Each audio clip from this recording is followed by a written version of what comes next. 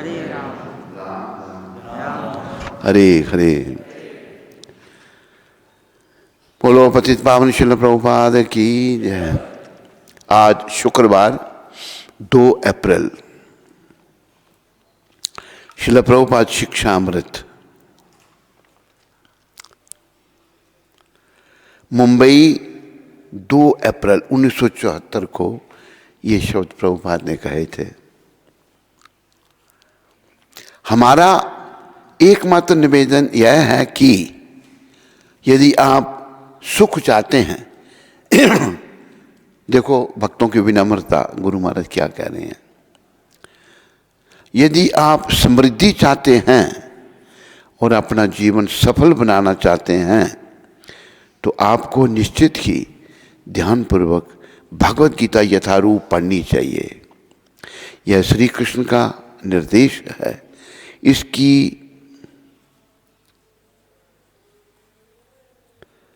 गलत व्याख्या मत करो। तो प्रभुपाद देखो विनम्रता से निवेदन कर रहे हैं सबको। ऐसे महात्माओं को तो राजाओं को भी वो आदेश देते हैं, लेकिन वे सबसे विनम्र निवेदन कर रहे हैं गुरु महाराज एकमात्र। और अगर हम सुखी होना चाहते हैं और समृद्धि चाहते हैं और अपना जीवन सफल बनाना चाहते हैं तो आपको निश्चित ही ध्यानपूर्वक भगवत गीता यथारूप पढ़नी चाहिए।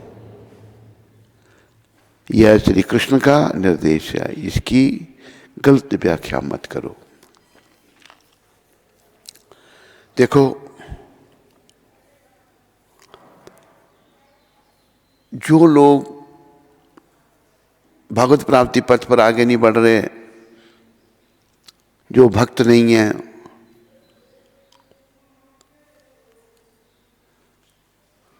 कौन है ये नीचे? जो लोग शुद्ध हृदय नहीं है वो उल्टी सीधी बातें करेंगे। और लोग इतने मूर्ख हैं, मान लो किसी को बड़ा पद मिल गया तो वो अपने आप को सोचता मैं भगवान बन गया।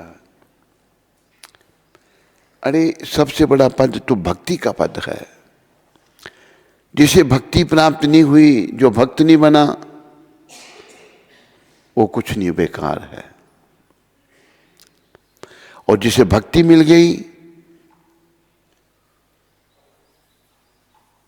वही साकार है।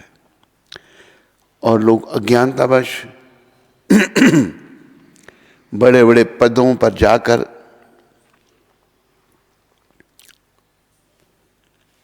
उल्टी सीधी बातें करते हैं और अधोपतन को प्राप्त होते हैं। देखो हमें प्रभुपाद जी ने बड़ी कृपा करके भगवत गीता यथारूप दी, जैसी भगवान ने कही थी। गीता को बहुत सारे लोगों ने अपने ढंग से प्रस्तुत किया है। यहां तक एक महात्मा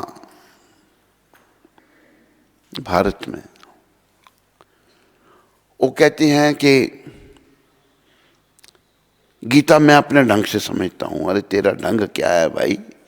तू मनुष्य है, तेरी एक दिन मृत्यु होगी। तेरा ढंग जो है दूषित है। याद रखो हम सभी में 4 दोष हैं। पहला दोष हम गलती करते हैं। दूसरा दोष हमारी इंद्रियां अपूर्ण हैं। सूरज को हम थाली जितना दिखते हैं, तो क्या सूरज थाली जितने हैं ये पृथ्वी से कई गुना बड़े हैं। तीसरा दोष हम लोगों में धोखा देने की आदत है। चौथा दोष हम अविद्या में हैं। इन दोषपूर्ण शरीर से जो भी ज्ञान निकलेगा, पद भौतिक दृष्टि से कितना बड़ा हो जाए, पर ये 4 दोष हम सब में हैं। इन दोषों से मुक्त ऐसे भगवान के भक्त होते हैं जो भगवान के प्यारे हैं और भगवान के दुलारे हैं, जिनके हृदय में सदा भगवान निवास करते हैं। तुम्हारा हृदय सदा गोविंद विश्राम, गोविंद कहे ने मोरा वैष्णव प्राण। एक भजन में हमारे आचार्य नरोत्तम ठाकुर लिख रहे हैं, गोविंद भगवान आपके हृदय में विश्राम करते हैं। विश्राम मतलब भगवान का भक्त जब सदा भगवान का चिंतन करते तब भगवान हृदय में आके बैठ जाते हैं। वही कह रहे हैं वो, और कहते हैं कि गोविंद कहे ने मोरा वैष्णव प्राण। और गोविंद कहते हैं कि वैष्णव मेरे प्राण हैं। वैष्णव धर्म ही अनादि पुरातन है, तो गीता को बदलने का अधिकार किसी को नहीं है, चाहे वो कितने बड़े पद पर है, भौतिक दृष्टि से चाहे वो कैसा भी है, उसकी आध्यात्मिक दृष्टि से कोई वैल्यू नहीं। तो ये किसकी इच्छा है ये भजन की? अच्छा, ये भजन ठीक है।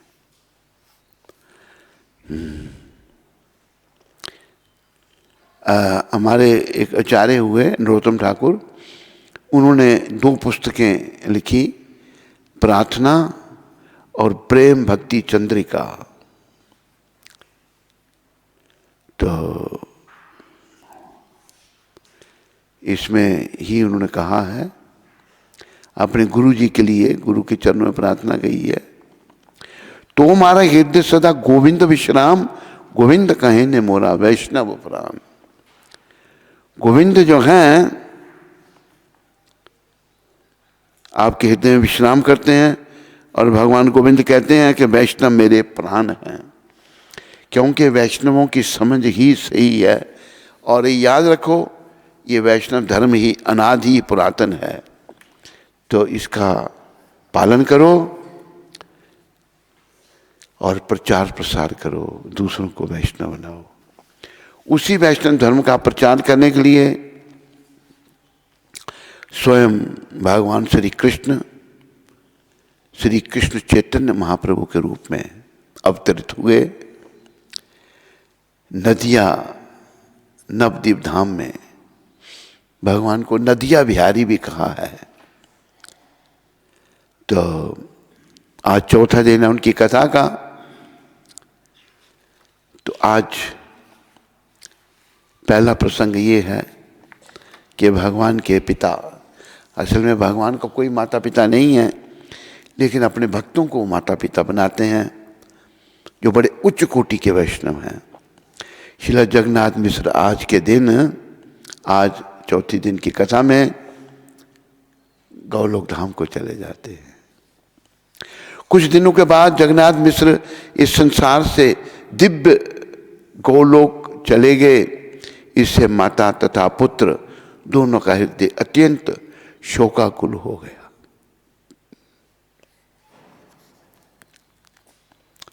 भगवान भी शोक मनाते हैं अपने भक्तों के चले जाने पर।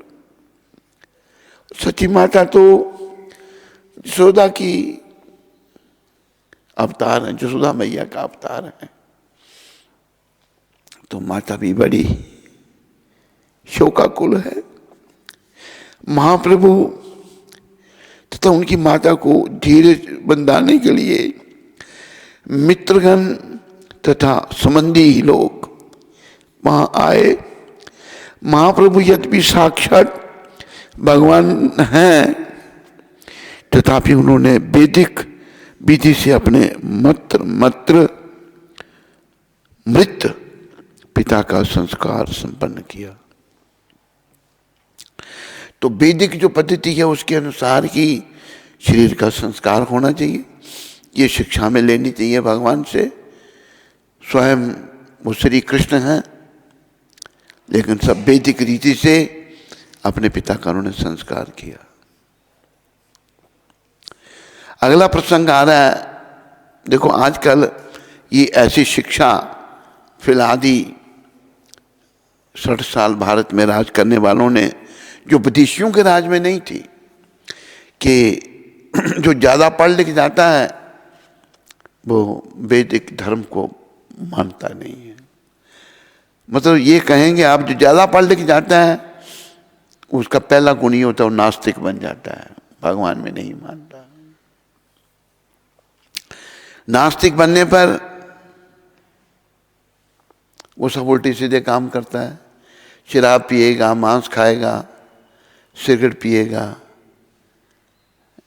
और अधोपतन को प्राप्त होता है।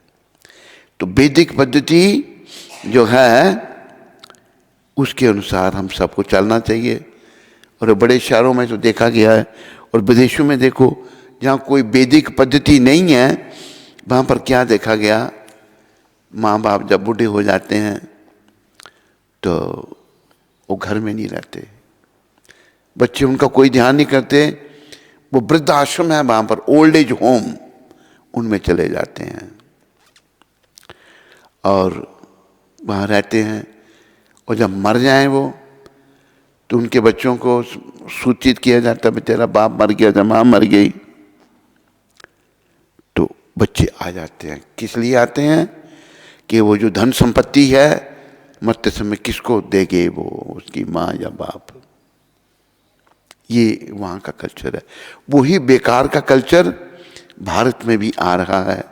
यहाँ भी वृद्ध माता पिता का ध्यान नहीं करते, उनको वृद्धाश्रम में डाल देते हैं और बीमारी है सुखों को भोगना। सुखों को सुख तो है ही नहीं, शरीर से कुछ सुख क्या मिलेगा हमको, हम तो ये शरीर है ही नहीं, ये तो दुखों का घर है।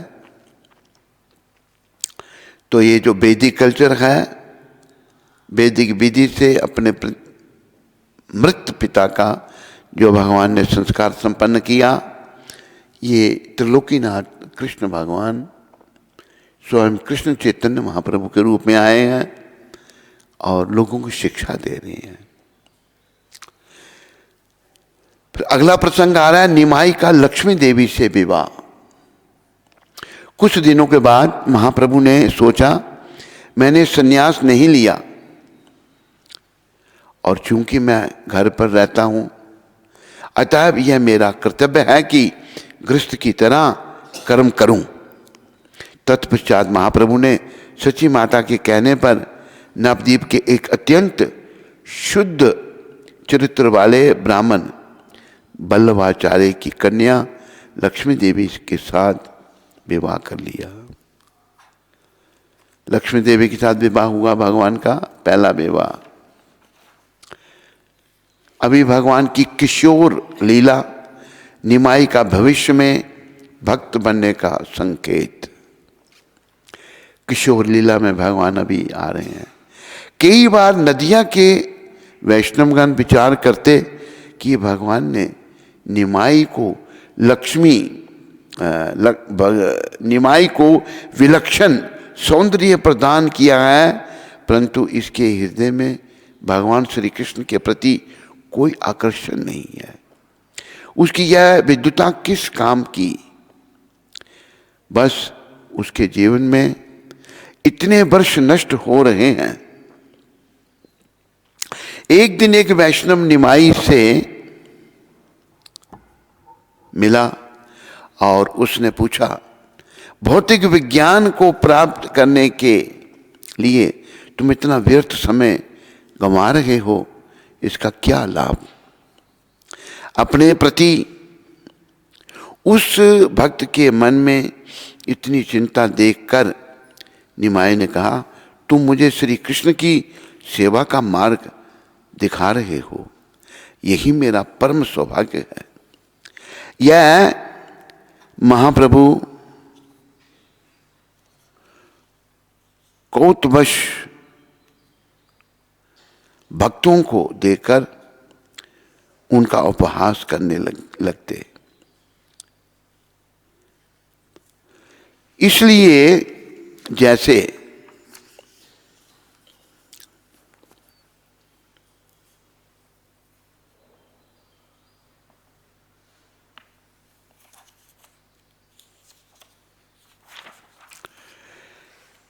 ही कोई वैष्णव सामने से निमाई को आते देखते तो वह अपना मार्ग बदल लेते।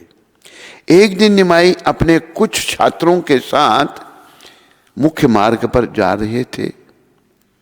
सामने से मुकुंद भी गंगा में स्नान करने के लिए आ रहे थे, परंतु निमाई को देखकर मुकुंद ने अपनी दिशा बदल ली। अपने छात्रों से निमाई ने कहा, मैं जानता हूं कि क्यों वह मुझसे दूर भाग रहा है।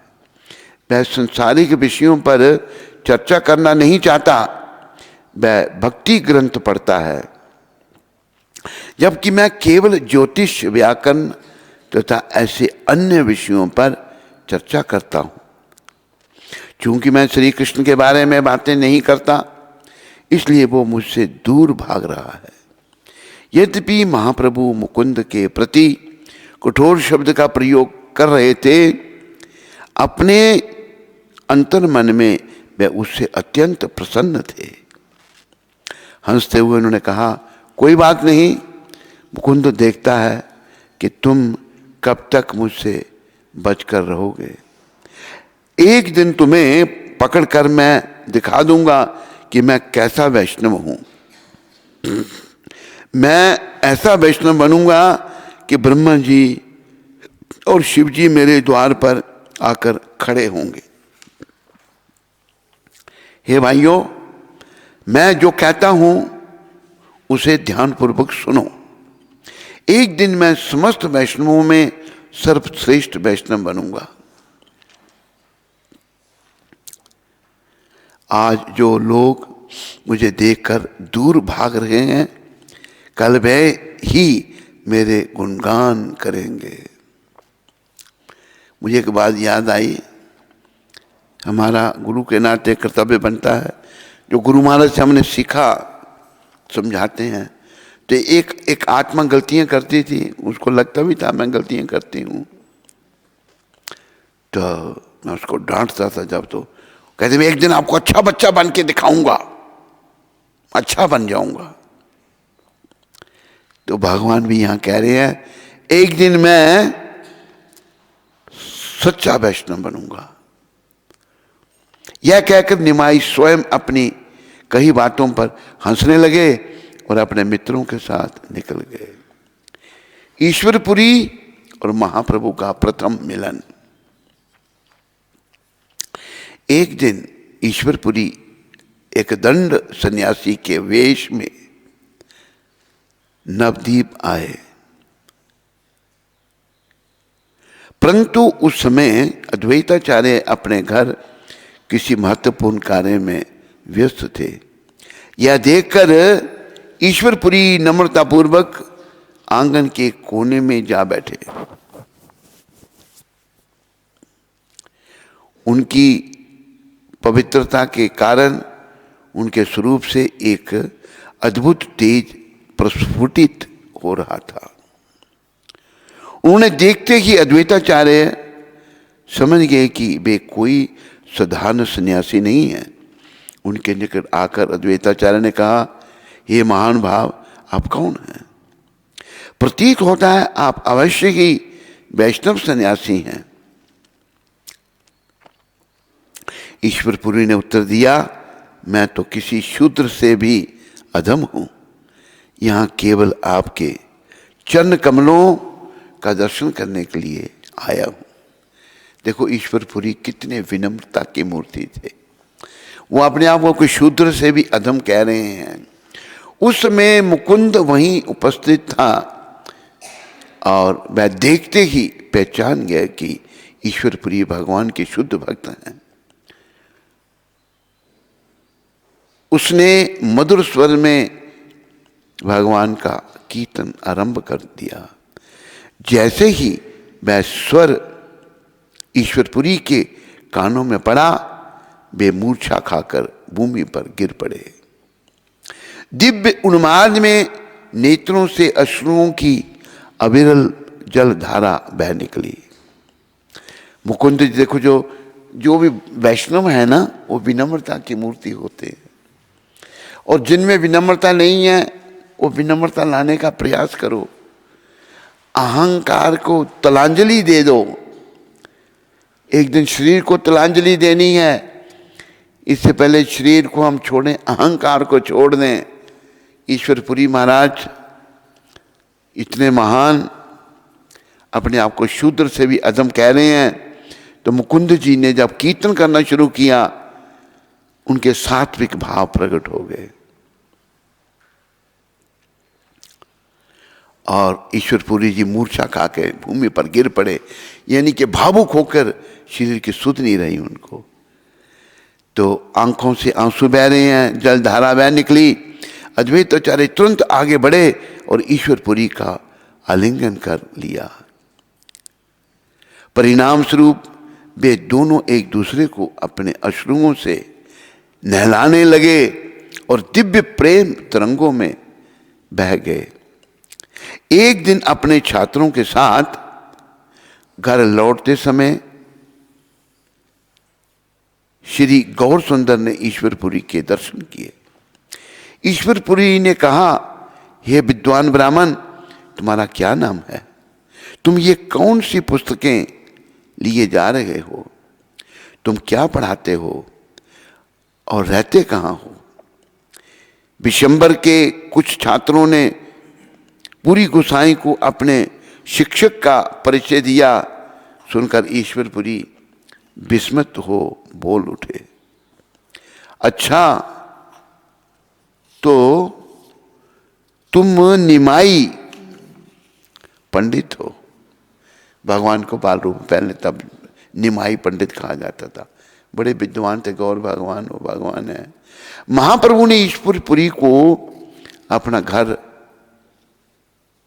भोजन के लिए आमंत्रित किया और उन्हें लेकर घर लौट आए। सची माता ने नाना व्यंजन बनाए और भगवान श्री कृष्ण को उनका भोग लगाया। प्रसाद ग्रहण करने के बाद श्रीला ईश्वरपुरी घर के मंदिर कक्ष में बैठ गए और वहां भगवान श्री कृष्ण की लीलाओं का वर्णन करने लगे। बोलते बोलते वह भाव विभोर हो उठे और अधिक समय नहीं बोल पाए। निमाई और वहां उपस्थित अन्य लोग इस सन्यासी के मुखारबिंद से बहते भक्ति अमृत का आस्वादन करके आनंदित हो उठे। ईश्वरपुरी 7 महीने गोपीनाथ आचार्य के घर रहे और निमाई प्रतिदिन उनसे मिलने आया करते थे। एक दिन ईश्वरपुरी ने निमाई से कहा, मैं श्री कृष्ण पर एक पुस्तक श्री कृष्ण लीलामृत लिखी है। तुम बड़े विद्वान हो, यदि तुम पुस्तक पढ़ के मुझसे की गई त्रुटियों को सुधार दो तो मुझे बहुत प्रसन्नता होगी। निमाई ने उत्तर दिया,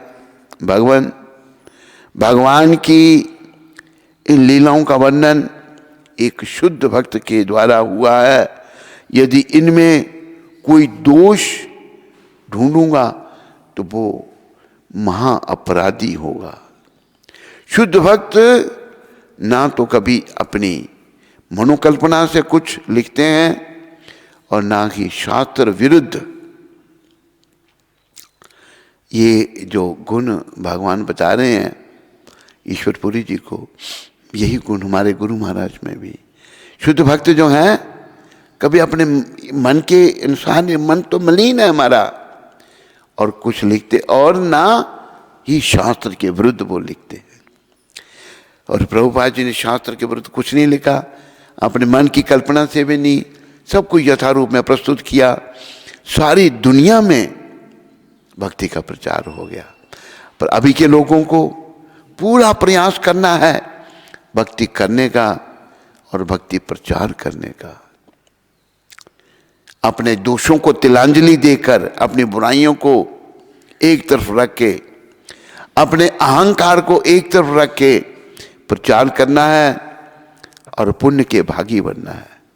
आपने जो कुछ लिखा है वो आपके प्रेम की अभिव्यक्ति है। भला कौन उसमें त्रुटि ढूंढने का प्रयास करेगा?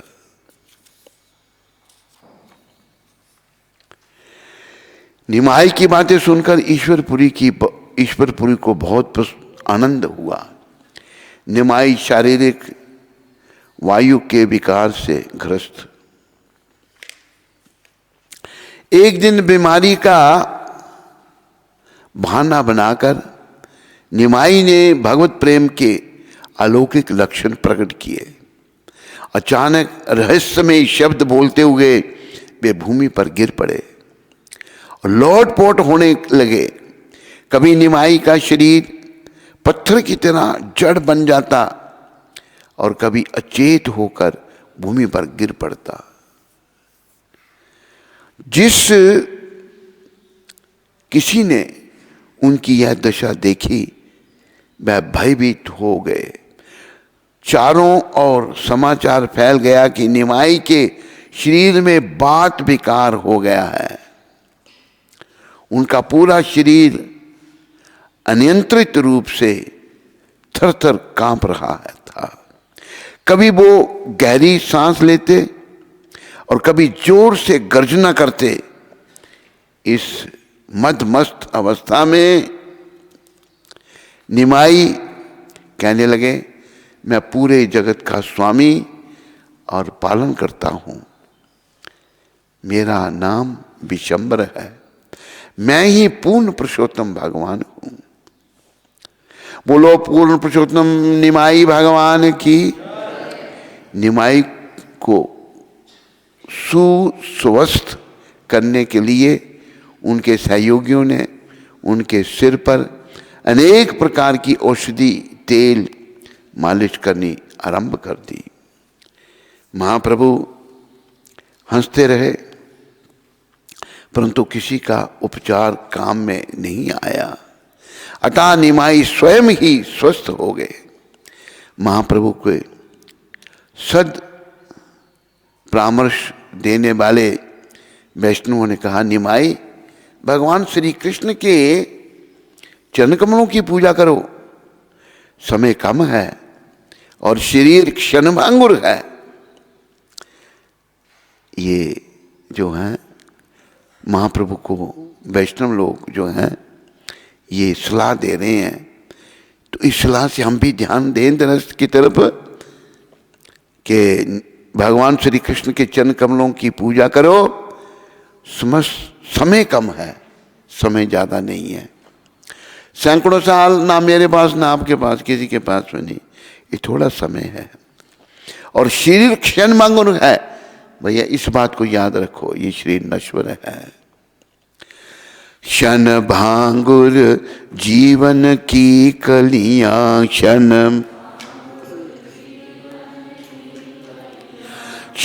भांगुर जीवन की कलियां, क्षण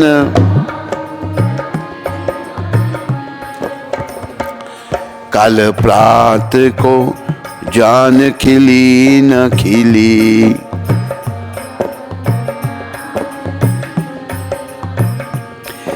मलयाचल की शुचि शीतल, मलयाचल की शुचि शीतल, मंद सुगंध समीर मिली न मिली, मंद सुगंध समीर मिली। कली काल कुठार लिए फिरता, कली तन नम्र से चोट झिली न झिली, तन नम्र से कहले हरि नाम हरि रसना, कहले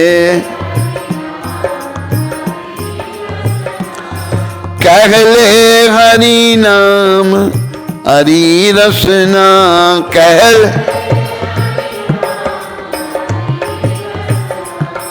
फिर अंत समय में हिली न हिली, फिर अंत समय में क्षण भांगुर जीवन की कली का क्षण। तो बड़ी सुंदर व्याख्या की है इस भजन में लेखक ने। ये जो जीवन है इसकी तुलना कली से की है। क्षण भांगुर जीवन की कली का, कल प्रातः को जान खिली न खिली। ये जीवन रूपी कली कल खिलेगी या नहीं खिलेगी हम नहीं जानते। कई घटना होती हैं ऐसी। एक हमारे, मैंने पहले ही बात बताई थी, हमारे संपर्क में थे जलंधर में, बड़े अच्छे व्यक्ति थे और कद में उनका कोई 6 फुट था, बड़े हृष्ट पुष्ट और सज्जन भी बड़े थे।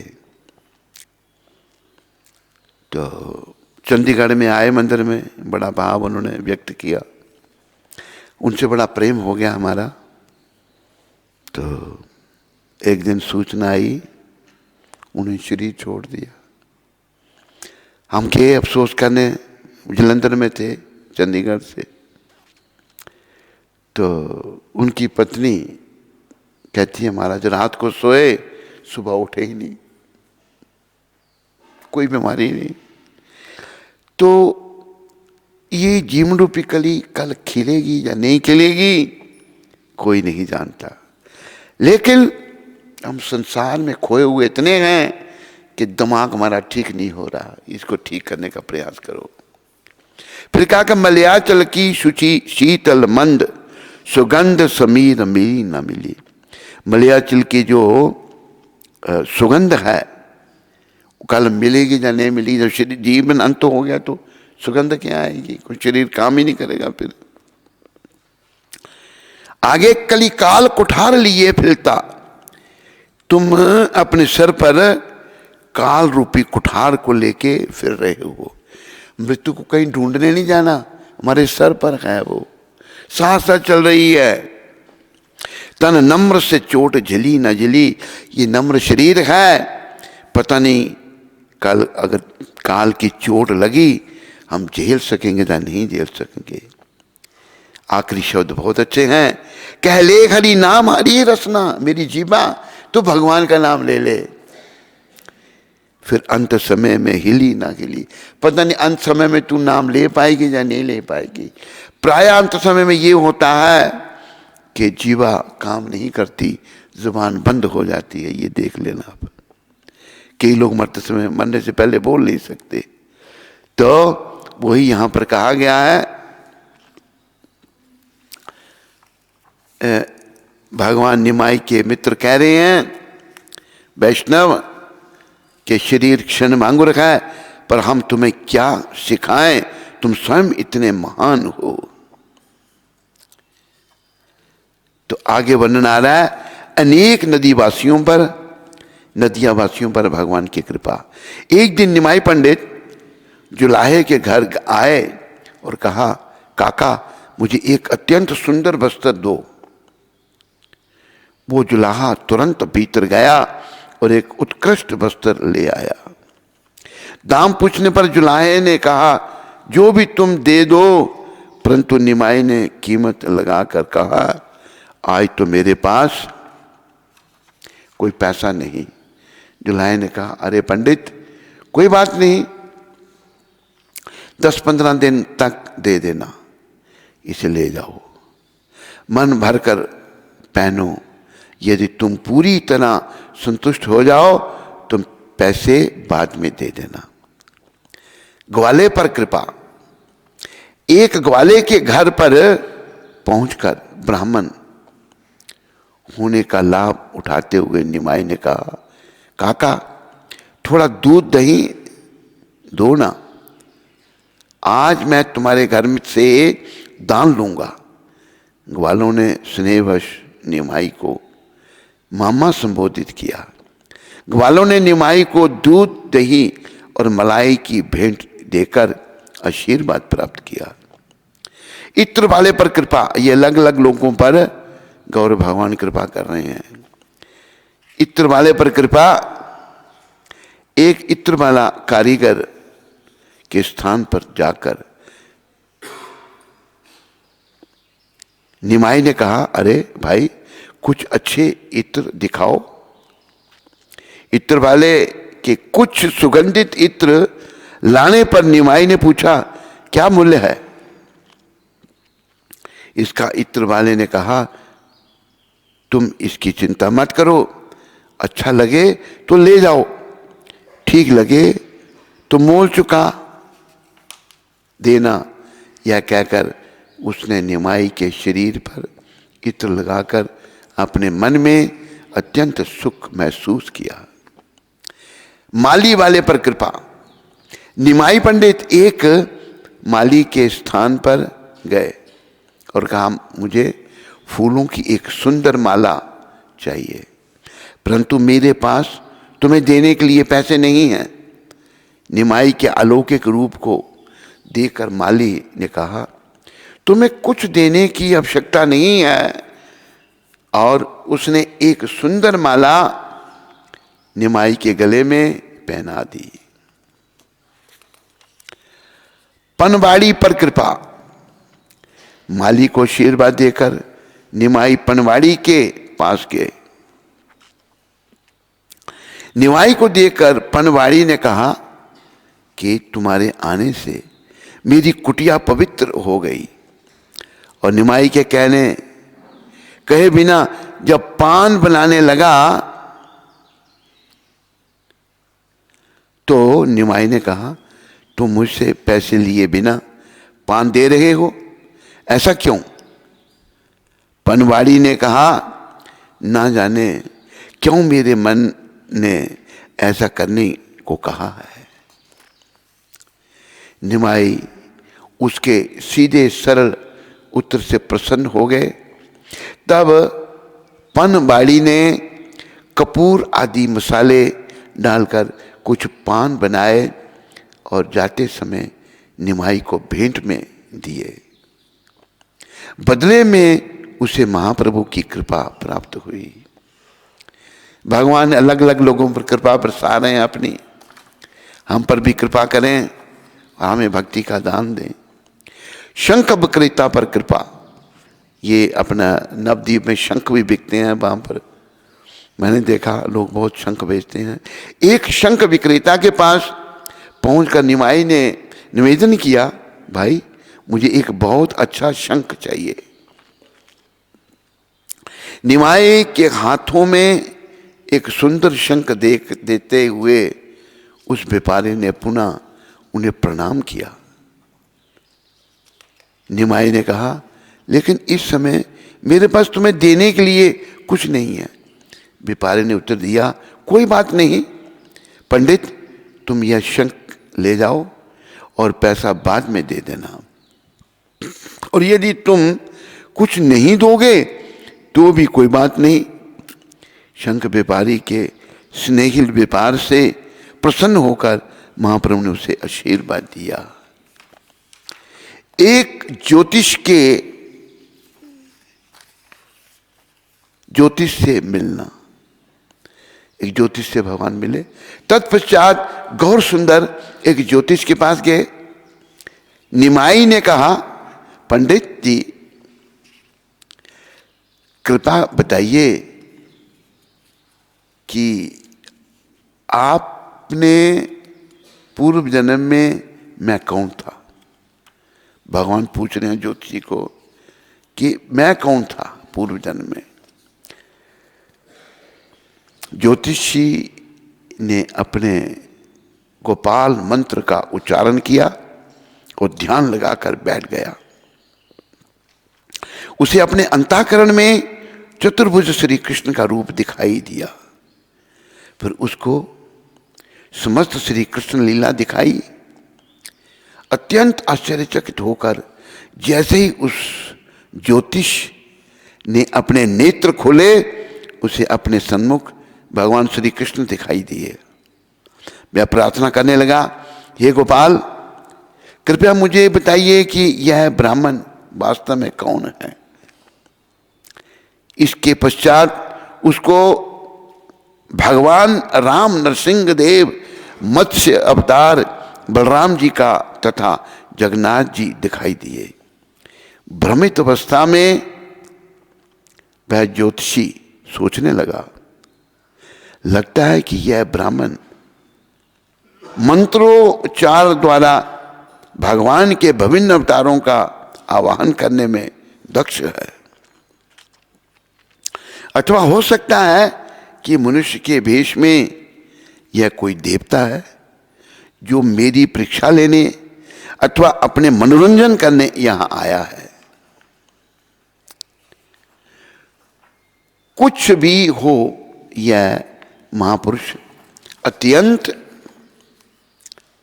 तेजस्वी है और शायद हो सकता है कि यह कोई ज्योतिषी है जो मुझे कलंकित करने आया है।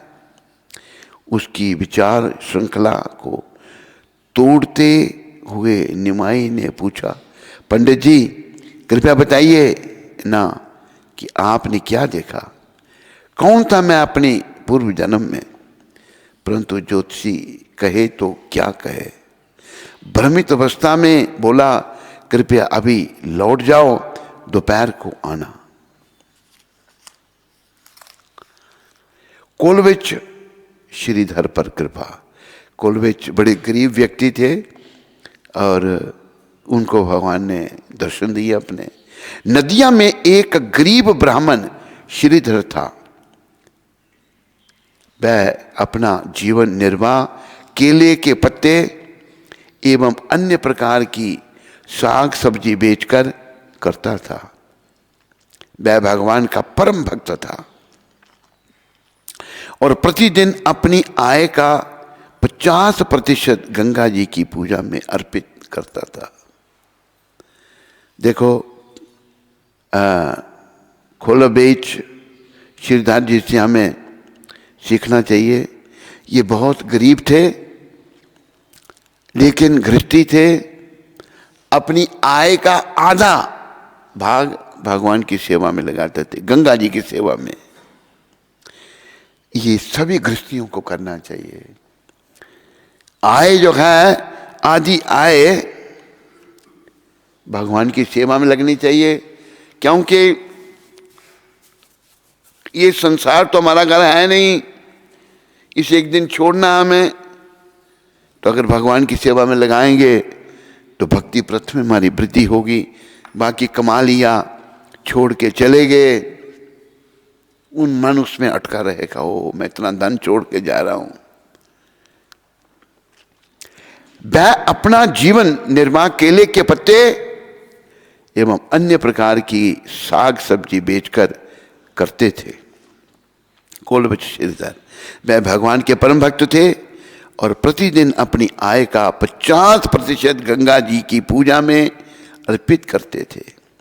श्रीधर के पास जाकर निमाई ने पूछा, श्रीधर हर समय तुम भगवान के नामों का जप करते रहते हो, फिर भी तुम इतने दरिद्र क्यों हो?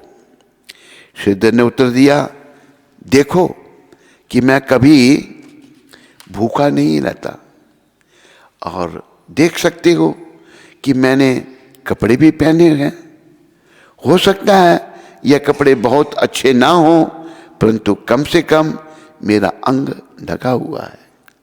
श्रीधर जी ने जवाब दिया, बिना भूखा रहता हूं, कपड़े भी पहनता हूं। निमाई ने कहा, परंतु श्रीधर देखो यह कपड़े कितने स्थान से फटे हुए हैं। बहुत गरीब थे बेचारे, श्रीधर जी बहुत गरीब थे। परमपिता कह रहे, पर तेरे कपड़े तो फटे हुए हैं, तुम्हारे घर में चावल तक नहीं है। श्रीधर कहते हैं, निमाई मैं अपने जीवन से पूरी तरह संतुष्ट हूं।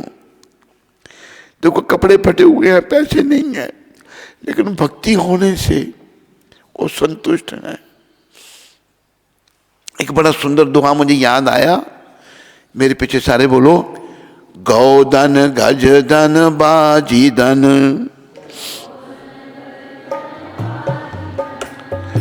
और रतन धन खान,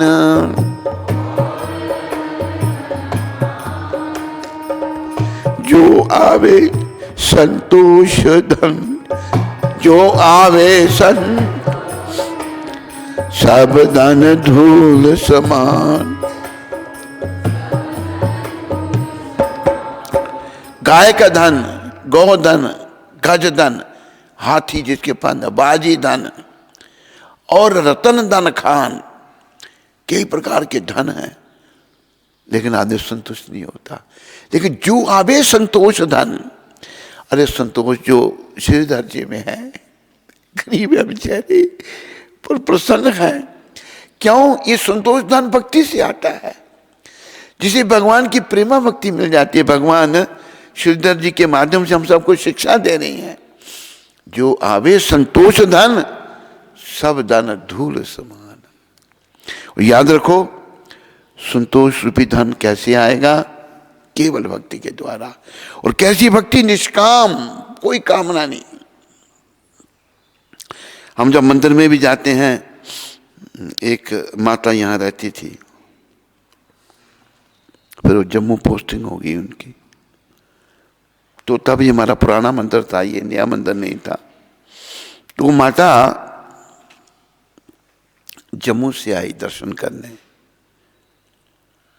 तो उसने ये बताया कि मैंने भगवान जो छोटे गौर राधा कृष्ण हैं, गौर तो बाद में आए थे, राधा कृष्ण नीचे मंदिर में विराजमान थे। वो माता कहती है, मैंने इन भगवान से 6 मन्नतें मांगी, इन्होंने 6 की 6 पूरी कर दी। तो हम भगवान के पास भौतिक इच्छाओं को लेकर जाते हैं, वो भी भगवान कभी पूरी भी कर देते हैं, पर भगवान के पास अगर संतोष रूपी धन लाना है ना, तो भक्ति मांगो उनसे बस। प्रभु और कुछ नहीं चाहिए मुझे, आपकी भक्ति चाहिए, आपका प्रेम चाहिए, और कुछ नहीं चाहिए। तो भक्ति से संतोष रूपी धन आएगा। और श्रीधर महाराज बड़े भक्त थे भगवान के। भगवान श्रीधर जी के माध्यम से हम सबको शिक्षा देनी है। पूरी तरह से संतुष्ट हूं। यह सुनकर निमाई ने कहा, मैं जानता हूं कि तुमने अपने पास एक बड़ा खजाना छिपा रखा है। भगवान क्या कह रहे हैं? और तुम छिपकर अच्छे अच्छे व्यंजन खाते हो। शीघ्र ही मैं यह रहस्य सबके सामने उजागर कर दूंगा। मैं भी देखूंगा कि तुम कब तक लोगों को धोखा देते रहोगे। असल में भगवान ये व्यंग कर रहे हैं। अभी खजाना आगे वर्णन आएगा। क्या था श्रीधर जी का आगे वर्णन है। श्रीधर ने उत्तर दिया, अरे ब्राह्मण, तब भगवान ब्राह्मण वेश में हैं, तुम चाहो तो चलकर मेरा घर देखो, बिना बात मेरे साथ बहस मत करो। निमाई ने कहा, मैं तुम्हें इतनी आसानी से छोड़ने वाला नहीं हूं। ठीक है, आज तुम मुझे क्या खिलाओगे? श्रीधर ने कहा, ये पत्तल और ये दूने बेचकर मैं थोड़ा बहुत ही कमाता हूं, भला मैं तुम्हें क्या दे सकता हूं? निमाई ने कहा, मैं अभी तुम्हारे छिपे खजाने को हाथ नहीं लगाऊंगा। अब ये रहस्य उद्घाटन नहीं कर रहे भगवान, समय आने पर आगे वर्णन होगा। श्रीधर जी के पास क्या खजाना था। यदि तुम पैसा लिए बिना मुझे कुछ केले के पत्ते और फूल दे दोगे तो मैं चुपचाप यहां से चला जाऊंगा। श्रीधर अपने मन में सोचने लगे, यह ब्राह्मण बहुत ही उदंड है। उन्हें क्या पता ये ब्राह्मण कौन है, त्रिलोकीनाथ। श्रीधर जी नहीं पहचाने उनको। डर लगता है कि किसी दिन यह मेरी पिटाई न करने लगे, और यदि यह मुझे पीटने लगेगा तो भला मैं क्या कर पाऊंगा। प्रतिदिन आकर यह कुछ ना कुछ मांगता रहता है। लेकिन मैं यदि ऐसे ऐसे ही दे दूंगा तो मेरी जीविका कैसे चलेगी। परंतु कुछ भी हो, मेरा मन इसके मोहक रूप से आकर्षित हुआ जाता है। श्रीधर जी अनुभव कर रहे हैं। संभव ही नहीं कि यह कोई साधारण मनुष्य है। छल से या बल से यह जो कुछ लेना चाहता है इसे लेने दो, शायद यही मेरा परम सौभाग्य होगा। चाहे मैं कितना भी दरिद्र क्यों ना हो जाऊं, यह जो भी मांगेगा मैं इसे दूंगा।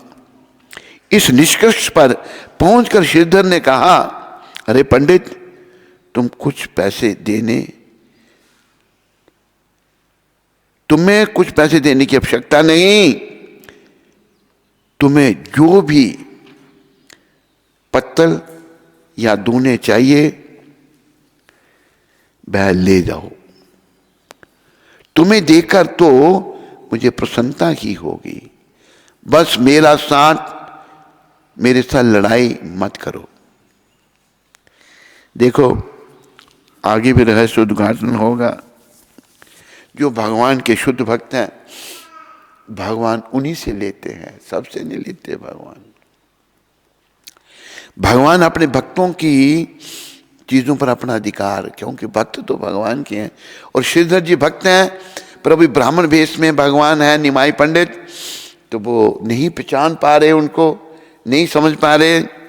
आगे समय आने पर ये कथा में आएगा।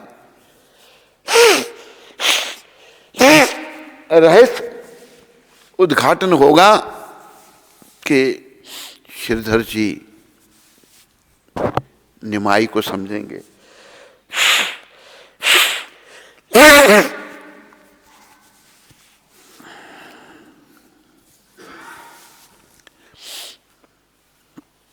एक दिन,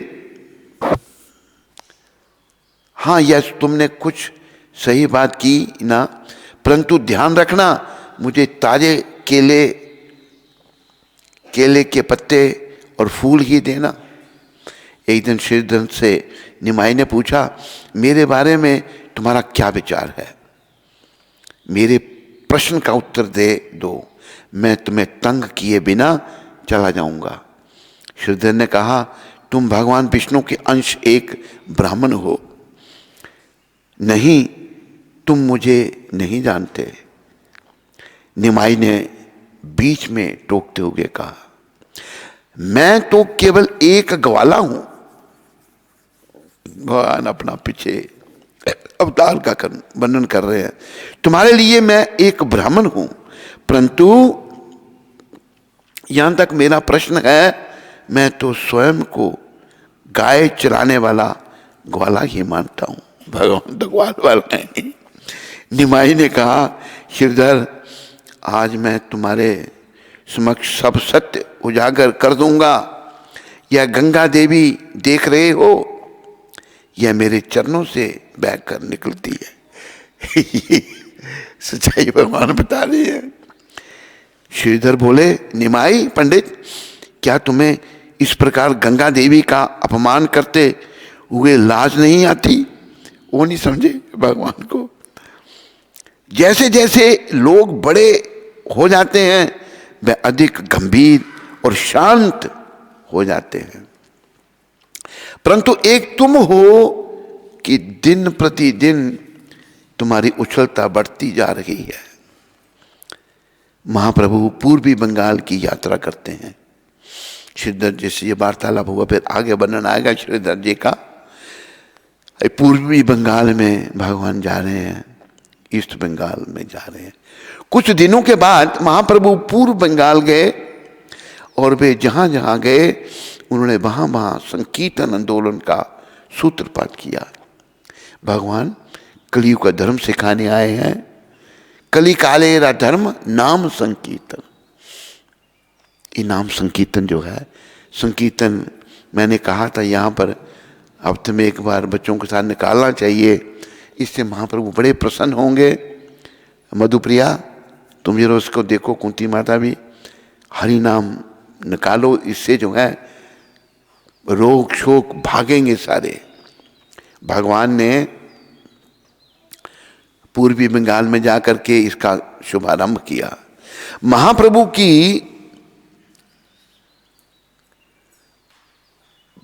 बौद्धिक शक्ति के प्रभाव से चकित होकर सैकड़ों विद्यार्थी उनके निर्देशन में अध्ययन करने के लिए आने लगे। तपन मिश्र का महाप्रभु से मिलना। पूर्वी बंगाल में तपन मिश्र नामक एक ब्राह्मण था जो निश्चय नहीं कर पा रहा था कि जीवन का उद्देश्य क्या है, तपन मिश्र जी महाराज, और उसे किस तरह प्राप्त किया जाए।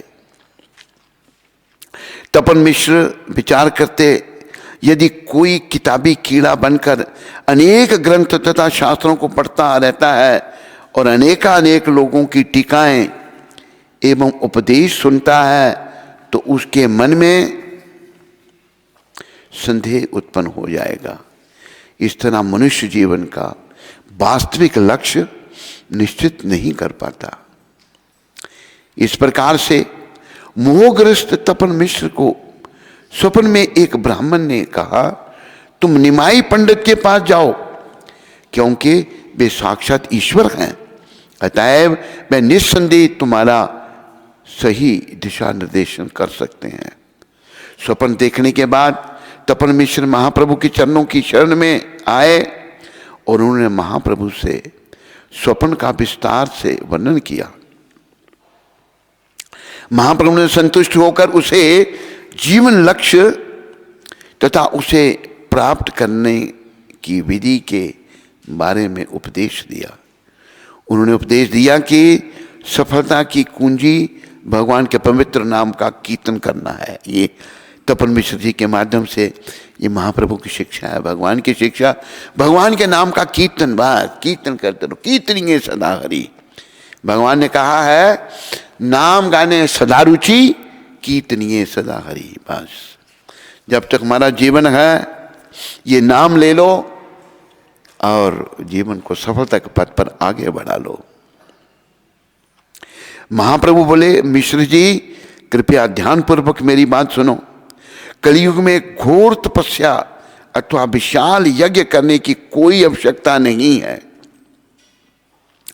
भगवान की आराधना करने वाले व्यक्ति को सहज ही सब कार्यों में सफलता प्राप्त हो जाएगी। घर जाओ और दृढ़ता, श्रद्धा एवं अनन्य भाव से श्री कृष्ण का भजन करो, बस भगवान का भजन करो। दिखावे और कपट का त्याग कर दो। हम लोग दिखावा करते हैं, मैं बड़ा महान हूं, इसका त्याग, कपट का भी त्याग और दिखावे का भी त्याग, ये दोनों ठीक नहीं। भगवान के नामों का कीर्तन ही जीवन का चरम लक्ष्य तथा उसे प्राप्त करने का साधन दोनों हैं। कलह और कपट के इस युग में श्री कृष्ण के नामों के अतिरिक्त मुक्ति का अन्य कोई साधन नहीं है। ये महाप्रभु तपन मिश्र जी को कह रहे हैं। अब मैं तुम्हें वह हरे कृष्ण महामंत्र बताता हूं जो मुक्ति प्राप्त करने हेतु सर्वोच्च मंत्र है। यह भगवान के 16 नामों से बना है। हरे कृष्ण कृष्ण कृष्ण हरे हरे, हरे राम राम राम हरे। सतत इस महामंत्र के जप एवं पूजन से तुम्हारा हृदय भगवत प्रेम की प्रथम लहर का अनुभव करके खिल उठेगा। सतत तेषम सततम युक्ता नाम, भगवान गीता में भी कहते हैं, तेषम सततम युक्ता नाम भजताम प्रीति पूर्वकम ददामी बुद्धि योगम तम ये न माम उपयंति थे। वही बात कृष्ण ही कृष्ण चैतन्य महाप्रभु के रूप में कह रहे हैं कि तुम्हारा भगवत प्रेम की प्रथम लहर का अनुभव करके खिल उठेगा। धीरे धीरे तुम्हें अपने हृदय में जीवन के चरम लक्ष्य तथा उसे प्राप्त करने के साधन, इन दोनों विषयों की स्फूर्ति होगी। तपन मिश्र की इच्छा थी कि वह महाप्रभु के साथ नवद्वीप में रहे, किंतु महाप्रभु ने उसे वाराणसी जाने के लिए कहा, जहां भविष्य में वह पुनः मिलेंगे। यह आज्ञा पाकर तपन मिश्र वहां चले गए, वाराणसी में चले गए। तपन मिश्र जी पर कृपा। इस प्रकार से महाप्रभु ने पूर्वी बंगाल के लोगों को हरिनाम अर्थात हरे कृष्ण महामंत्र के कीर्तन में दीक्षित करके तथा उन्हें शिक्षा देकर विद्वान बनाकर उन पर बड़ा उपकार किया। बोलो श्री कृष्ण चैतन्य महाप्रभु की जय। भगवान के विरह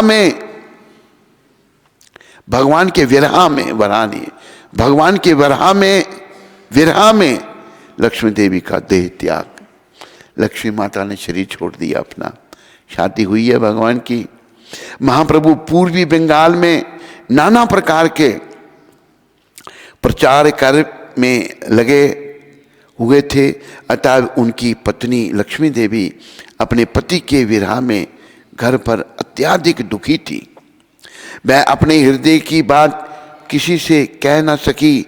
वह अत्यंत प्रेम पूर्वक शची माता की सेवा कर रही थी, परंतु अपनी ओर ध्यान देना बिल्कुल बंद कर दिया। खाना पीना लगभग ना के बराबर हो गया। अपने प्रीतम से दूर वह मन ही मन अत्यंत पीड़ित थी और अपने दुखी चित्त को शांत करने के प्रयास में रात भर रोती रहती। बोलो लक्ष्मी प्रिय माता की। अंततः अपने स्वामी श्री विशंबर से विरह सहन न कर पाने के कारण लक्ष्मी देवी इस संसार से पलायन कर गईं और चुपके चुपके अपने नित्य संगी से मिलने निकल पड़ी। गंगा के तट पर बैठकर उन्होंने अपने अंतःकरण को महाप्रभु पर केंद्रित किया और गहन समाधि में प्रवेश करके फिर बाहर नहीं लौटी। तो माता ने शरीर छोड़ दिया। लक्ष्मी देवी के तिरोधान को महाप्रभु जान गए थे, क्योंकि वह स्वयं परमात्मा है।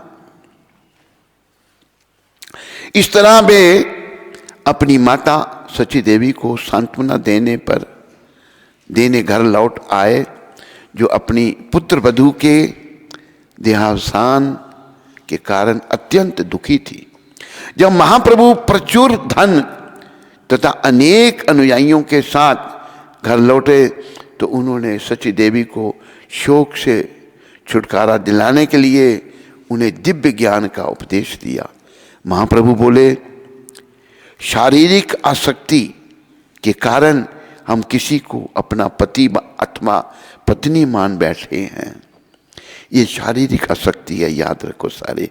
यहाँ बड़ी शिक्षा है महाप्रभु की। अज्ञानता ही इन मोहक संबंधों का मूल कारण है। अज्ञानता।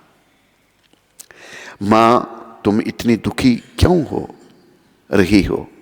विधाता द्वारा लिखी बातों को टालने की शक्ति भला किसमें है? काल की गति अगम्य है।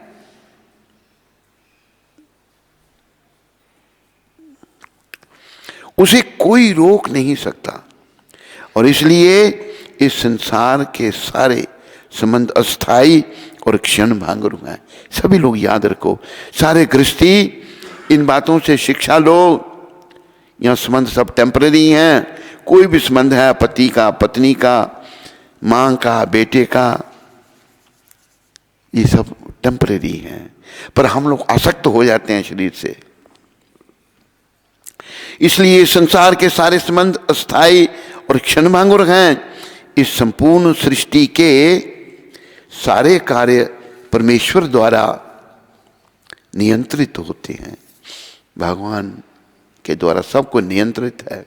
परमेश्वर के अतिरिक्त कौन है जो कभी लोगों को एक साथ लाता है और कभी उन्हें दूर कर देता है? इकट्ठे होते हैं फिर अलग हो जाते हैं, एक साथ लाते हैं और फिर अलग हो जाते हैं। जो कार्य परमेश्वर को अनुमति से हो रहा है उसमें दुखी होने का क्या कारण? उनकी अनुमति से हो रहा है, इकट्ठे हो गए, अलग हो गए, दुखी नहीं होना। वह पत्नी सौभाग्यशाली है जो अपने पति के रहते परलोक चली जाती है, ये भगवान ने भी शब्द कहे हैं। वो स्त्री सौभाग्यशाली है जो पति के सामने शरीर त्यागती है। यही प्रमाण है कि तुम्हारे बहू अत्यंत पतिव्रता थी। इस प्रकार महाप्रभु ने ज्ञान भरे शब्दों से अपनी माता के पीड़ित हृदय को सांत्वना देने का प्रयास किया। निमाई पंडित का कक्षा में शिष्यों को डांटना एवं पराई स्त्रियों के प्रति सद उच्चारण। पूर्वी बंगाल से लौट आने के बाद महाप्रभु ने फिर से लोगों को पढ़ाना शुरू कर दिया। एक एक करके निमाई पंडित के शिष्य कक्षा में आने लगे। यदि निमाई किसी छात्र को बिना तिलक के देख लेते तो उसे बहुत फटकारते। एक समय निमाई ने कहा, अब देखो सबको तिलक लगा के आना चाहिए, सारे बच्चों को।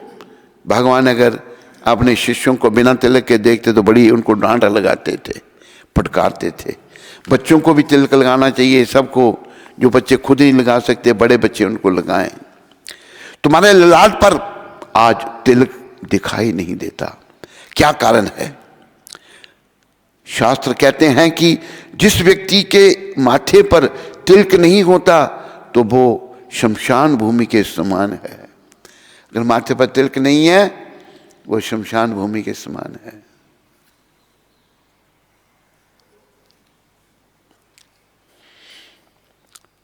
वैसे मैंने ये देखा है यहाँ पर सबसे बढ़िया तिलक जो है कुंती माता का होता है। सो रही है माता तुम हैं? तुमको भगवान की दिव्य कथा में आनंद नहीं आ रहा? मुझे तो इतना आनंद आ रहा है, तुम्हें सो नींद आ रही है।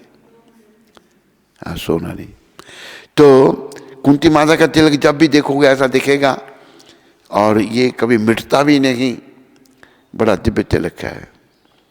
शास्त्र कहते हैं कि जिस व्यक्ति के माथे पर तिलक नहीं होता तो वे शमशान भूमि के समान है। ये भगवान स्वयं कह रहे हैं, कृष्ण चैतन्य महाप्रभु। तुम्हारी इस अपेक्षा को देखकर मैं समझ सकता हूं कि आज तुम्हारा ब्राह्मणत्व का ज्ञान एवं आचरण दोनों व्यर्थ हो गया है। घर जाओ और पुनः संध्या वंदन करो और तिलक लगाने के बाद ही यहां कक्षा में आना। भगवान निकाल देते थे उनको। जो कोई छात्र इस प्रकार गलती करता उसे महाप्रभु के कठोर शासन का सामना करना पड़ता। निमाई का चरित्र एवं व्यवहार अदृश्य था, अदृश्य। वे कभी भी स्त्रियों के साथ हास परिहास नहीं किया करते थे, यहां तक कि वे किसी स्त्री को और आंख उठाकर देखते तक नहीं थे। वे स्त्रियों से 4 हाथ दूर ही रहते थे और उनके साथ भेंट को यथासंभव टालने का प्रयास करते। बोलो निमाई पंडित भगवान की। इस अवतार में भगवान श्री चैतन्य महाप्रभु ने स्त्री का नाम तक नहीं सुना, इसलिए महाप्रभु के सच्चे भक्त कभी भी उनकी पूजा माधुर्य भाव में नहीं करते। यद्यपि भगवान का गुणगान किसी भी भाव में किया जा सकता है, ज्ञान से युक्त शुद्ध भक्त केवल उन्हीं भावों से भगवान का गुणगान करते हैं जिनको धारण करके भगवान ने वह विशेष अवतार लिया है। दिग्विजयी पंडित केशव कश्मीरी का प्रभु के चरणों में समर्पण। अभी देखो कश्मीर से भी एक पंडित मिले जा करके, उनका नाम था केशव कश्मीरी, और आगे कथा सुनो केशव कश्मीरी जी की। एक बार एक अत्यंत प्रकांड विद्वान पंडित नवदीप आया। लोग उसे दिग्विजयी पंडित कहते, अर्थात जिसने सब दिशाओं पर विजय प्राप्त कर ली हो, दिग्विजयी। वह विद्या की देवी सरस्वती जी का अनन्य भक्त था। दिग्विजयी पंडित को सरस्वती देवी से सदैव विजयी रहने का आशीर्वाद मिला था। नवदीप को विद्या का गढ़ जानकर वह हाथियों, घोड़ों, अपने शिष्यों, नौकरों, चाकरों का कारवां लेकर वहां आ गया। उसके आगमन का समाचार सुनकर नवदीप के पंडित चौकन्ने हो गए। चिंताग्रस्त होने के कारण नवदीप के पंडित अपने अन्य सब कार्य भूल गए, क्योंकि पंडित सोचते थे वो हमको हिरा देंगे। ये पंडित जी केशव कश्मीरी जी दिग्विजयी का समाचार निमाई को अपने शिष्यों से मिला। पूरे भूमंडल को जीतने के बाद यह दिग्विजयी विशाल जुलूस के साथ नवदीप आए थे। वह यहां के पंडितों के साथ तर्क वितर्क करना चाहते हैं। कह रहा है कि यदि किसी में उसका सामना करने का साहस नहीं है तो पंडितों को उसके विजय पत्र पर अपनी पराजय स्वीकार करते हुए हस्ताक्षर करने होंगे। यह सुनकर भगवान श्री गौर सुंदर मुस्कुराने लगे। उन्होंने कहा, सुनो, मैं तुम्हें एक सत्य बात कहता हूं, भगवान कभी किसी अभिमानी व्यक्ति को सहन नहीं करते। याद रखो, ये बड़ी जरूरी बात है। जो भी यहाँ अभिमान से भरा है, अपने अभिमान को निकाल दो, चाहे पुरुष है या स्त्री है। भगवान को अभिमानी व्यक्ति कभी भी अच्छा नहीं लगता। भगवान कभी, ये निमाई पंडित कहने हैं, कभी किसी अभिमानी व्यक्ति को सहन नहीं करते। जब भगवान देखते हैं कि कोई व्यक्ति भगवत प्रदत्त गुणों पर घमंडी और उदंड बन गया है, तो वे अवश्य ही उन गुणों का संहार कर देते हैं। फलों से लदा हुआ वृक्ष तथा गुणों से युक्त व्यक्ति, ये दोनों नम्रतावश झुके रहते हैं। जब वृक्ष पर फल लगते हैं तो फल वृक्ष झुक जाता है, लटक जाता है। ऐसे ही जो नम्रतावश जो पंडित है वो भी झुकते हैं। जो अच्छे हैं, जिनको अहंकार हो जाता है वो बेकार हो जाते हैं, अवश्य ही उन गुणों का संहार कर देते हैं। फलों से लदा हुआ वृक्ष तथा गुणों से युक्त व्यक्ति, ये दोनों नम्रतावश झुके रहते हैं। तुमने बानासुर, नरकासुर तथा रावण का नाम तो सुना ही होगा। क्या भगवान ने इन सब का गर्व चूर चूर नहीं किया? भगवान कभी गर्व को सहन नहीं करते। नवद्वीप में तुम स्वयं अपनी आंखों से इस पंडित का अहंकार चूर चूर होते देखोगे, ये भगवान कह रहे हैं। संध्या समय निमाई पंडित अपने छात्रों के साथ गंगा तट पर आए। गंगा के पावन जल को अपने सिर पर छिड़कने के बाद उन सब ने गंगा को प्रणाम किया और बैठकर विभिन्न विषयों पर चर्चा करने लगे। संयोगवश पंडित केशव कश्मीरी भी वहां आया। उसने माता गंगा की स्तुति की और फिर वह महाप्रभु से मिला। महाप्रभु ने उसका सम्मान पूर्वक स्वागत किया, किंतु केशव कश्मीरी अत्यंत अभिमानी था। अतः उसने महाप्रभु के सामने उपेक्षा पूर्वक बातें की। उसने कहा, मैं समझता हूं कि आप व्याकरण के शिक्षक हैं और आपका नाम निमाई पंडित है। लोग आपके बाल व्याकरण पढ़ाने की बहुत प्रशंसा करते हैं। मैं समझता हूं कि आप कलाप व्याकरण पढ़ाते हैं। मैंने सुना है कि आपके विद्यार्थी इस व्याकरण के शब्द जाल में अत्यंत पटु हैं।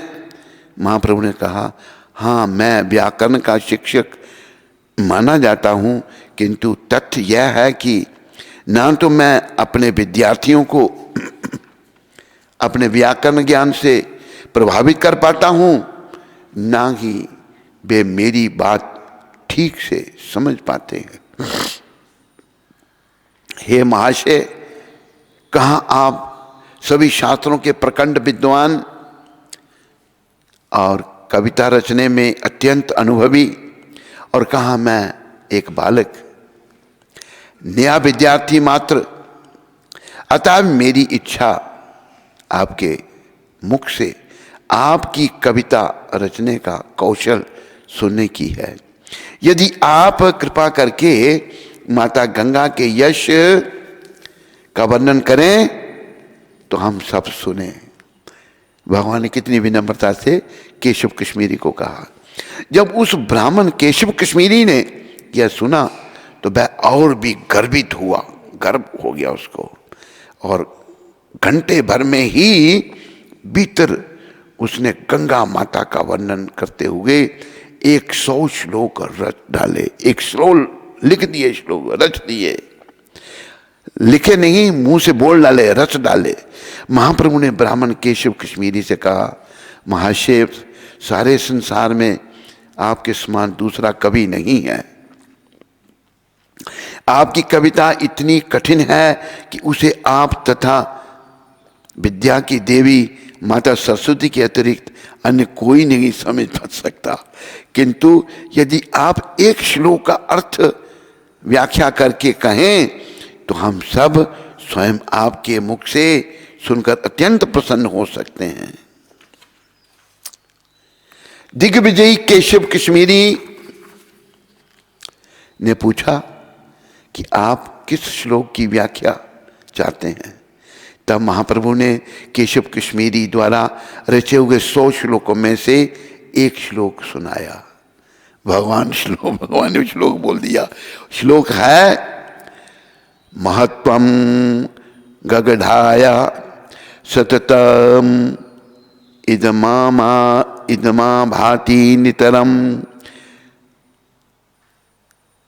यथ्या श्री विष्णु चरण कमलोत्पत्ति सुभागा दुते श्री लक्ष्मीरिव सुर नरेरच चरण भवानी भूतया शिरसी विभत्या अद्भुत गुण।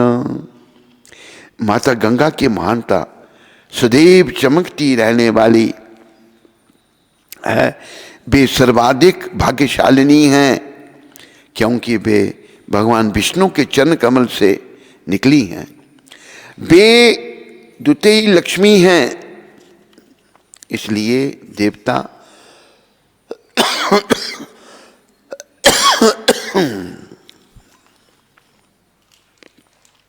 तथा मनुष्य सदा उनकी पूजा करते हैं। वे सारे अद्भुत गुणों से समन्वित होकर शिवजी के मस्तक पर सुशोभित होती हैं। बोलो गंगा माता की। जब श्री चैतन्य महाप्रभु ने इस श्लोक का अर्थ बतलाने के लिए कहा तो दिग्विजयी ने आश्चर्यचकित होकर उनसे पूछा, मैंने तो सारे श्लोक आंधी की गति से सुनाए हैं, आपने उन श्लोकों में से इस एक श्लोक को किस तरह ठीक से कंठस्थ कर लिया। भगवान है तो चकित हो गया कश्मीरी, केशव कश्मीरी। महाप्रभु ने उत्तर दिया, जिस तरह भगवान की पूजा से कोई कोई महाकवि बनता है, उसी तरह उन्हीं की कृपा से कोई कोई महान श्रुतिधर भी बन सकता है। सुनने वाला भी महान श्रुति सुनने से सब कंठस्थ हो जाता है। श्रुतिधर जो किसी चीज को तुरंत स्मरण रख ले, वह ब्राह्मण महाप्रभु के कथन से संतुष्ट हुआ और उसने उद्धृत श्लोक का अर्थ बतलाया तथा महाप्रभु ने कहा, कृपया इस श्लोक के कुछ विशेष गुणों और दोषों की भी व्याख्या कर दें। ब्राह्मण ने उत्तर दिया, इस श्लोक में नाम मात्र भी दोष नहीं है, प्रत्युत यह उपमा तथा अनुप्रास की उत्कृष्ट विशेषताओं से युक्त है। महाप्रभु ने कहा, हे महाशय, यदि आप स्पष्ट ना हो, न आप रुष्ट ना हो तो मैं कुछ कहूं? क्या आप इस श्लोक के दोषों की व्याख्या कर सकेंगे? इसमें संदेह नहीं कि आपकी कविता प्रतिभा से युक्त है और निश्चय ही इसने परमेश्वर को संतुष्ट कर लिया है। फिर भी यदि हम इसकी समीक्षात्मक रूप से विवेचना करें तो इसमें गुण और दोष दोनों मिल जाएंगे। महाप्रभु ने अंत में कहा, अतएव अब हम इस श्लोक की भलीभांति विवेचना कर लें। तब उस कवि ने उत्तर दिया, हाँ, तुमने जो श्लोक पढ़ा है वह पूरी तरह सही है। आप तो व्याकरण के सामान्य विद्यार्थी हो, काव्य शास्त्र के अलंकारों के बारे में आप क्या जानो? आप इस कविता की समालोचना नहीं कर सकते क्योंकि आपको इसका कोई ज्ञान नहीं है। महाप्रभु ने विनीत भाव से कहा, चूंकि मैं आपके स्तर का नहीं हूं, इसलिए मैंने आपसे अनुरोध किया है कि आप अपनी कविता के गुण दोषों की व्याख्या करके मुझे सिखाएं। निश्चय ही मैंने अलंकार शास्त्र नहीं पढ़ा, किंतु मैंने बड़े लोगों से इस संबंध में सुना है, अतः मैं इस श्लोक की समीक्षा कर सकता हूं और इसमें अनेक दोष और अनेक विशेषताएं ढूंढ सकता हूं। फिर इस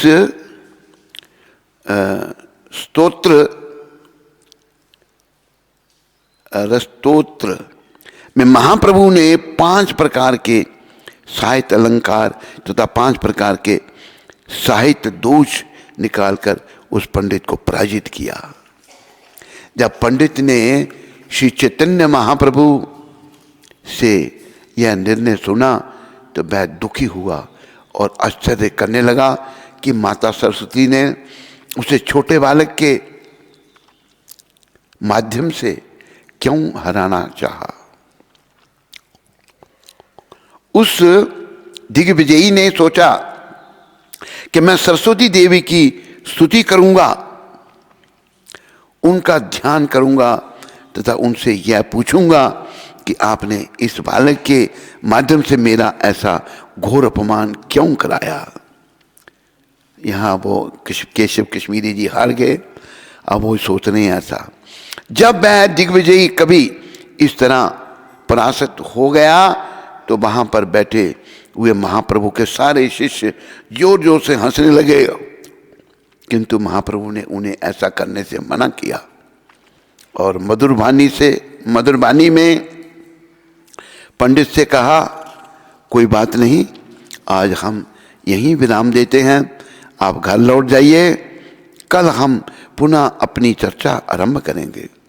इतनी देर उच्चारण करने के बाद आप भी थक गए होंगे और इस समय बहुत देर हो चुकी है। इस तरह कवि और महाप्रभु दोनों जन अपने अपने घर चले गए और कवि ने रात में माता सरस्वती की आराधना की। सरस्वती देवी ने स्वप्न में उसमें महाप्रभु की पद की जानकारी दी और दिग्विजयी कवि यह समझ गया कि महाप्रभु साक्षात पूर्ण पुरुषोत्तम भगवान हैं। बोलो पूर्ण पुरुषोत्तम भगवान की। सरस्वती माता ने स्वप्न में कहा केशव कश्मीरी को। दूसरे दिन वह कवि महाप्रभु के पास आया और उनके चरण कमलों में शरणागत हो गया। महाप्रभु ने उस पर कृपा करते हुए कहा, हे ब्राह्मण, आज से तुम अपने सारे कार्य त्याग दो और अपना शेष जीवन भगवान श्री कृष्ण के चरण कमलों की भक्ति में समर्पित कर दो। वो बेचारा लोगों को हराता फिर रहा था। भगवान ने दिया, अब तुम कृष्ण के चरण में समर्पित कर दो और स्मरण रखो कि जब व्यक्ति का हृदय और मन अविचल भाव से भगवान श्री कृष्ण के चरण कमलों से आसक्त हो जाता है, केवल तभी वह ज्ञान के वास्तविक फल का आस्वादन कर सकता है। बस मैं तुमसे यही कहना चाहता हूं। यह कहकर निमाई ने दिग्विजयी पंडित का आलिंगन किया और उस विद्वान के समस्त भौतिक बंधन तत्क्षण टूटकर गिर पड़े। भौतिक बंधन में पड़ा था बेचारा। महाप्रभु ने कहा, हे ब्राह्मण, आप अपने अभिमान का त्याग करके भगवान श्री कृष्ण का भजन करो और समस्त प्राणियों के प्रति दया भाव रखो, सबके प्रति दया भाव रखो। और ध्यान रखना, सरस्वती देवी ने तुमसे जो कुछ भी कहा है उसे किसी से मत कहना। भगवान को अपनी रखना चाहते हैं। वेदों में दिए गए गुह्य ज्ञान को अयोग्य व्यक्ति को देने से व्यक्ति की जीवन अवधि कम हो जाती है और वह आध्यात्मिक पथ से भ्रष्ट हो जाता है। महाप्रभु से निर्देश पाकर केशव कश्मीरी ने अपना राजसीय पद त्याग दिया और वृंदावन के वनों में रहने लगे। वृंदावन को चले गए केशव कश्मीरी जी। तो देखो, कश्मीर के भी एक व्यक्ति जो हैं तो महाप्रभु से भेंट हुई। महाप्रभु ने उनको हिला दिया। बोलो श्री कृष्ण चैतन्य महाप्रभु की, बोलो केशव कश्मीरी हारने वाले की। हरे कृष्ण।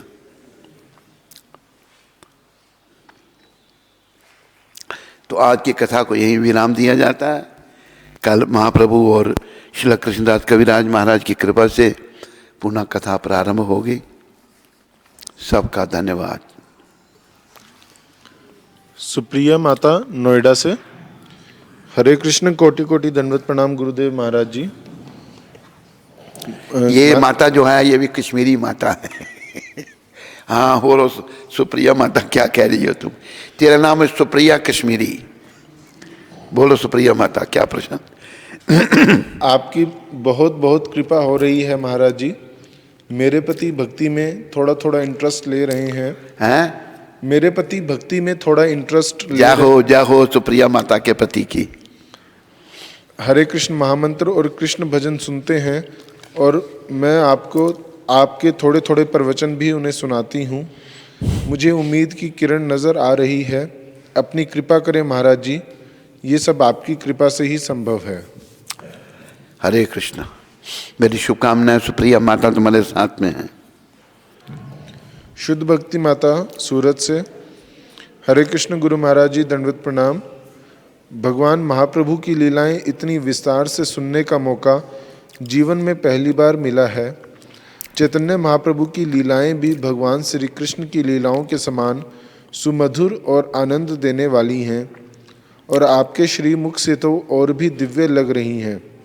आपका कोटि कोटि धन्यवाद महाराज जी। सुबह सुबह भगवान की सुंदर कथाएं सुनाने के लिए मुझे भी आशीर्वाद दीजिए कि मुझे भगवान की भक्ति मिले और भगवान के चरणों में अनुराग जागृत हो। शुद्ध भक्ति माता, तुम भी मोह माया छोड़ो, अपने पति के साथ और बच्चों के साथ यहाँ आओ और जीवन सफल करो। भक्ति जो है वो वातावरण में हो सकती है। यहाँ भक्ति में वातावरण है। मिलजुल कर सब भक्ति करें और जीवन सफल करें। हरे कृष्ण। हरे कृष्णा। तो गुरु महाराज जी का सभी लोग आभार व्यक्त करेंगे। हरि बोल, माइक भी दे दो उसको। 3 बार हरि बोल बोल के। हरि बोल, हरि बोल, हरि बोल। बोले सद्गुरुदेव महाराज की जय, जगत गुरु श्रील प्रभुपाद की जय। तो आज दिल्ली से श्रीमान अशोक जिंदल जी ने अपने सुपुत्र अंकित के जन्मदिन के लिए लड्डू वितरण प्रसाद का आयोजन किया है। तो कौन अशोक? अशोक जिंदल जी। जिंदल, अच्छा, दिल्ली से। दिल्ली से। तो उनका और उनके परिवार का श्रील प्रभुपाद आश्रम उधमपुर के सभी भक्तों की ओर से बहुत बहुत धन्यवाद। अरे और वो अपने सुपुत्र अंकित जिंदल को आशीर्वचन दिलवाना चाहते हैं आपसे। अंकित, अंकित की कितनी उम्र है? अंकित के लिए आज उसका जन्मदिन है। मेरी शुभकामनाएं हैं अशोक जी, और अंकित भक्त बने। अभी मुझे पता नहीं अंकित की कितनी आयु है, तो शुरू से आप अच्छे हैं अशोक जी। अपने बच्चे को अच्छे संस्कार दो और उसको भक्त बनाओ। पहले हाथ धोऊंगा मैं। उसको भक्ति के संस्कार दो और भक्त बनाओ। अगर आप ठीक समझो तो उसको यहाँ हमारे गुरुकुल स्कूल में छोड़ दो, यहाँ मंगल आरती में आएगा वो और जीवन सफल होगा। धन्यवाद। दिल्ली से गीता माता जी, आज उनका जन्मदिन है, तो उन्होंने अपने जन्मदिन के उपलक्ष्य में प्रसाद का आयोजन किया है दोपहर में। तो उनका और उनके परिवार का श्रील प्रभुपाद आश्रम उधमपुर के सभी भक्तों की ओर से बहुत बहुत धन्यवाद। हरे कृष्ण। तो गुरु महाराज जी आप गीता माता जी को भी आशीर्वाद दें। गीता माता, मेरी शुभकामनाएं आपके साथ में हैं। खूब भजन करो, भक्ति करो और जीवन को सफल करो। हरे कृष्णा, हरे कृष्णा। यूएसए से श्रीमान ओम प्रकाश श्रीवास्तव जी ने कंस्ट्रक्शन के लिए उनकी सेवा भेजी है। उनका और उनके परिवार का श्रील प्रभुपाद आश्रम उधमपुर के सभी भक्तों की ओर से बहुत बहुत धन्यवाद।